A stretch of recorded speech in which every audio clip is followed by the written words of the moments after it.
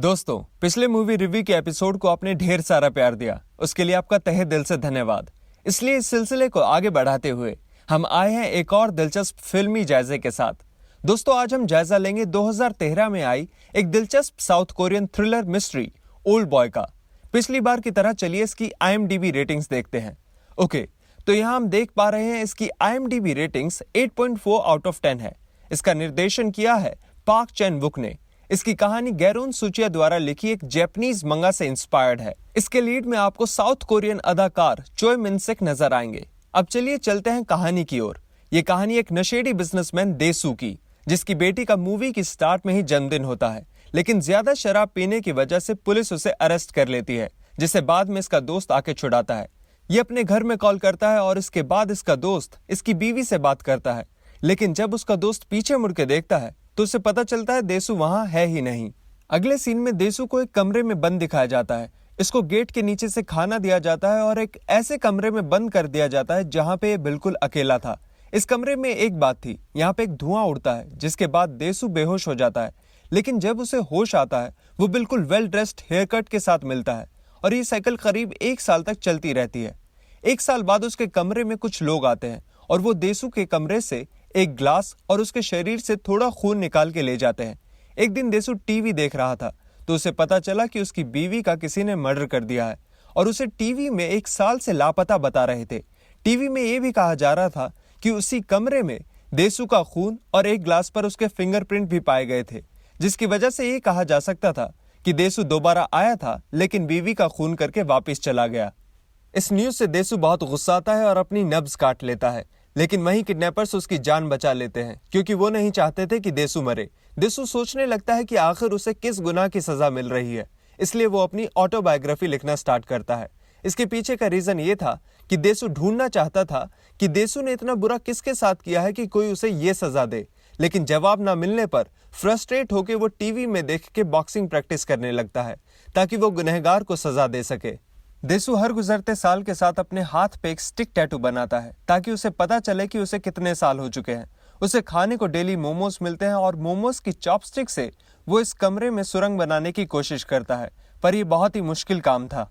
देसू को जेल में 15 साल पूरे हो चुके हैं और उसने अब अपनी सुरंग भी पूरी कर ली है और अब से 1 महीने बाद वो यहाँ से बाहर निकलेगा। लेकिन तभी दोबारा धुआं उठता है और होश आने पर वो देखता है कि एक लड़की उसे हिप्नोटाइज करके उसे ग्रासलैंड दिखाना चाहती है और उसे कुछ देर बाद एक बक्से में बंद करके ग्रासलैंड में छोड़ दिया जाता है। फाइनली देसू अब आजाद है, लेकिन वो किसी से मिल नहीं सकता क्योंकि सब उसे मर्डरर समझते हैं। वो आवारा सड़कों पे घूमता रहता है। तभी उसे एक आदमी एक फोन और वॉलेट दे जाता है और वॉलेट में बहुत सारे पैसे होते हैं। वो एक रेस्टोरेंट में खाना खाने जाता है जहाँ लेडी वेट्रेस से कहती है कि आप जाने पहचाने लगते हैं और देसू भी यही कहता है। कुछ देर बाद देसू का फोन बजता है और उसी का फोन था जिसने देसू को 15 साल कैद में रखा था। देसू उससे गुस्से में पूछता है कि वो कौन है, लेकिन सामने से जवाब आता है, मैं कौन हूँ ये इंपॉर्टेंट नहीं, मैं क्यों हूँ ये इंपॉर्टेंट है। बस एक चीज याद रखना, पत्थर हो या रेत का कण, पानी में दोनों का हाल सेम होता है। मैं तुम्हें बहुत मिस करता हूँ, तुम जल्दी वापस आ जाओ। और इसी के साथ उसका फोन कट जाता है। देसू खाना खाने के बाद दोबारा बेहोश हो जाता है। वो जो लेडी वेट्रेस थी उसका नाम मीदो होता है और वो इसे अपने घर ले आती है। होश आने पर वो अपने आप को मीदो के घर पे पाता है जहां मीदो उसकी ऑटोबायोग्राफी पढ़ रही होती है। देसू तुरंत उससे डायरी छीन लेता है। वो मीदो को अपने रिश्तेदारों के यहाँ अपनी बेटी का पता लगाने के लिए भेजता है, जिससे उसे पता चलता है कि एक स्वीडिश कपल ने उसकी बेटी को अडॉप्ट कर लिया है। ये जानने के बाद देसू अपनी बेटी को ढूंढना बंद करके उस किडनैपर को ढूंढने लगता है। वो हर एक रेस्टोरेंट का खाना खाता है ताकि उसे वो रेस्टोरेंट मिल सके जहां पे वो मोमोज मिलते हों जो उसने 15 साल तक खाए हैं।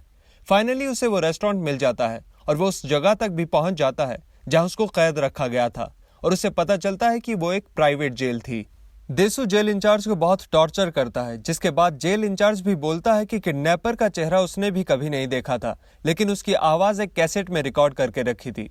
देसू उस कैसेट को अपने साथ ले आता है। इंचार्ज के कमरे से निकलने के बाद उसने देखा कि बहुत से लोग उसको मारने के लिए खड़े थे, लेकिन उसने अपने 15 साल की फाइटिंग प्रैक्टिस की मदद से सबको हरा दिया, लेकिन वो घायल हो गया। चलते चलते वो सड़क पर गिर पड़ा, जिसके बाद एक आदमी ने उसे सड़क पर बैठाया और मीदो का पता देके छोड़ने को कहा। देसू ने उस आदमी से थैंक यू कहा, जिसके जवाब में उस आदमी ने अलविदा ओ देसू कहा। देसु का पूरा नाम ओदेसु था और इसी के साथ देसु पहचान गया कि ये उसका किडनैपर ही था। लेकिन तब तक टैक्सी चल दी थी। जब उसकी नींद खुली तो वो मीदो के घर पे था। देसु टेप रिकॉर्डिंग सुनता है जिसमें उसे पता चलता है कि उसे पागल होने से बचाने के लिए उसके पानी में ड्रग्स मिलाई जाती थी और किडनैपर ने उसका गुनाह सिर्फ इतना बताया था कि वो बोलता बहुत है। इसके बाद वो उस दोस्त से मिलने जाता है जिसने शुरुआत में इसकी बेल कराई थी। इस दोस्त का एक कैफे होता है और ये देसु को एडवाइस देता है कि अपने क्लोज्ड वंस में ही वो गुनहगार को ढूंढे। इसके बाद ये दोनों मीदो की ईमेल आईडी चेक करते हैं जिसमें एक रिसीव्ड मेल पे लिखा होता है कि तुम पे जो केस लगा था अब तुम उससे आजाद हो। रिसीव्ड मेल से एड्रेस एक्सट्रैक्ट करने पर वो उस घर में पहुंचा जहां पे उसने अपने किडनैपर को पाया। उसके किडनैपर का नाम था ली वू जिन और ये देसु से कहता है कि अगर तुमने 5 दिन में ढूंढ लिया कि मैंने तुम्हें क्यों किडनैप किया था तो मैं खुद को मार दूंगा, नहीं तो मैं मीदो को मार दूंगा, क्योंकि अब मीदो इसके कब्जे में होती है।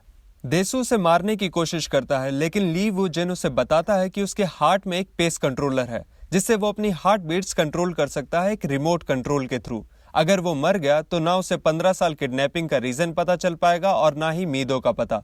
फिर भी किसी तरह वो मीदो के पास पहुंच जाता है जहां पे उसे पकड़ लिया जाता है और बहुत टॉर्चर किया जाता है। कुछ देर बाद एक पैसों से भरा ब्रीफकेस आता है और ना चाहते हुए भी उसे पैसों के लालच में दोनों को छोड़ना पड़ता है।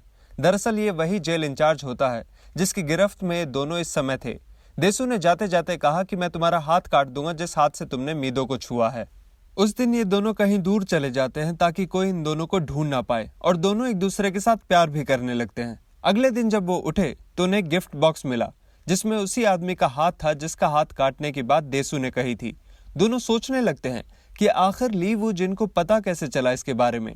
देसु को शक होता है कि कहीं उसके पास कोई ट्रांसमीटर तो नहीं और चेक करवाने पे उसे पता चलता है कि उसके जूते में एक ट्रांसमीटर था जिसको वो फेंक देता है।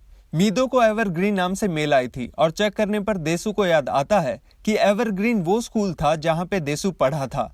रिकॉर्ड्स चेक करने के बाद ली वू जिन का नाम सामने आया लेकिन रिकॉर्ड्स में उसकी कोई फोटो नहीं थी और पूछने पर कैफे पे बैठे उसके दोस्त ने कहा कि मुझे इस आदमी का नाम नहीं याद, तुम और डिटेल्स चेक करो। देसु ने कैफे में दोस्त से फोन पे पूछा कि क्या तुम ली सुआ को जानते हो, जिसमें उसके दोस्त ने ली सुआ को कैरेक्टरलेस बताया। उसके कैफे में ही ली वू जिन बैठा था जिसने ये सुनते ही उसके दोस्त को मार दिया और फिर देसु से फोन पे बोला कि मेरी बहन कोई कैरेक्टरलेस लड़की नहीं थी, जिसपे देसु सब समझ जाता है। स्कूल के समय देसु ने ली वू जिंग और उसकी बहन को आपस में प्यार करते हुए देख लिया था जिसके बारे में उसने सिर्फ अपने दोस्त को बताया और ये भी कहा कि वो किसी को ना बताए, लेकिन ये बात फैल गई और इस चलते ली की बहन ने सुसाइड कर लिया था। देसु के हिसाब से 15 साल की कैद जितनी बड़ी सजा नहीं थी, लेकिन ली के लिए पत्थर और रेत का कण दोनों पानी की नजरों की तरह समान थे। बाद में देसु मीदो को प्राइवेट जेल में बंद करवा के लीवू से मिलने चला जाता है जहां से ये जान के हैरानी होती है कि मीदो ही उसकी बेटी है। वो इस सोच में तड़पने लगता है और मरना चाहता है लेकिन लीवू उसे मरने भी नहीं देता। वो सोच सोच के मौत की भीख मांग रहा था कि उसके संबंध उसकी अपनी बेटी के साथ थे, पर लीवू उसे फिर भी मरने नहीं देता। वो भीख मांगता है लेकिन अंत में लीवू अपने आदमियों को मीदो को ये सच बताने से मना कर देता है। देसु अपनी जबान काट लेता है ताकि वो दुनिया को ये सच ना बता पाए। लीवू लिफ्ट में जाता है और अपनी बहन के साथ बिताए आखिरी वक्त के बारे में सोचने लगता है और उसे एहसास हो जाता है कि जिंदगी में अब उसका मकसद खत्म हो चुका है और नीचे जाके वो अपने आप को गोली मार लेता है। देसु कुछ महीनों बाद उस हिप्नोटाइजर को ढूंढ के कहता है कि मेरी सारी पास्ट मेमोरीज मिटा दो ताकि मैं घुट घुट के मरता ना रहूं। हिप्नोटाइजर उसे बोलती है कि इसके चांसेस बहुत कम है, लेकिन वो फिर भी तैयार होता है।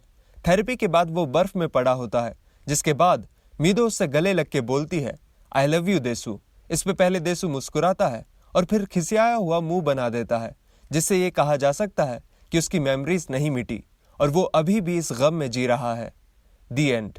आंखों को नम कर देने वाली ये मूवी आपको कैसी लगी हमें नीचे कमेंट्स में जरूर बताइएगा और हमारे चैनल से जुड़े रहने के लिए सब्सक्राइब बटन पर क्लिक करके बेल आइकन को जरूर दबाइएगा।